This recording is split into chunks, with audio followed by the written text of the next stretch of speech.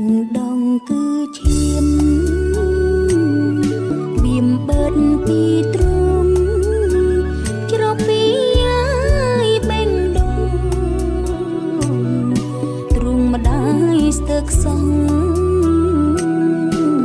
កូនបៅអង្គៀមបើឈាមម៉ែចង់មានអោជារួមមិនចង់កុំយំផ្លូវម៉ែទាំងសង